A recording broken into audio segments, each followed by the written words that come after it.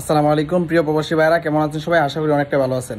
এখন আপনারা সবাই ব্যাংকে টাকা পাঠাতে পারেন, আস্তে আস্তে সবাই রেমিটেন্স পাঠান। আমরা প্রবাসীরা যারা আছি আবার রেমিটেন্স পাঠিয়ে একদম দেশের অর্থনৈতিক আবার সচল করার চেষ্টা করব।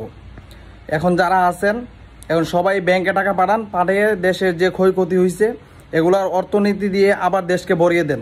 আবার আমরা সবাই মিলে এই দেশকে আবার অর্থনীতি সচল করতে হবে, এই অর্থনীতির চাকা আবার সচল করতে হবে আমাদের। সো বাংলাদেশ স্বৈরাচার শেখ হাসিনা দেশ থেকে পদত্যাগ করছে, এই জন্যে দেখতেছি যে অনেক মানুষ আপনার বাংলাদেশের এই স্বৈরাচার শেখ হাসিনা জুলুমকারী ছিল, সে পদত্যাগ করে দেশ থেকে পালিয়ে গেছে।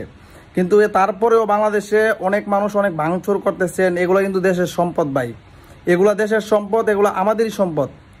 আমরা এগুলা ভাঙচুর করবো না। এবং বিভিন্ন থানায় গিয়ে আগুন ধরিয়ে গাড়ি পড়তেছে, থানায় আগুন ধরাই দিছে, বুঝছেন, বিভিন্ন ভিডিও আইতেছে। এই স্বৈরাচার শেখ হাসিনার জন্য, শেখ হাসিনাকে নামার জন্য এই ছাত্ররা আন্দোলন করছে।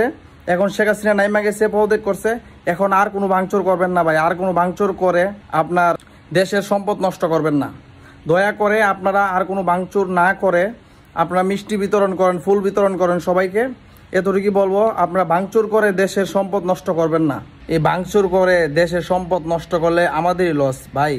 একটা জিনিস চিন্তা করে দেখবেন যে ছাত্ররা এতদিন ধরে আন্দোলন করে একমাত্র স্বৈরাচার শেখ হাসিনাকে নামানোর জন্যে, এই যে আমার ভাই বোন রক্তাক্ত হয়েছে, গুলিবিদ্ধ হয়েছে, এর প্রতিশোধ নেওয়ার জন্য।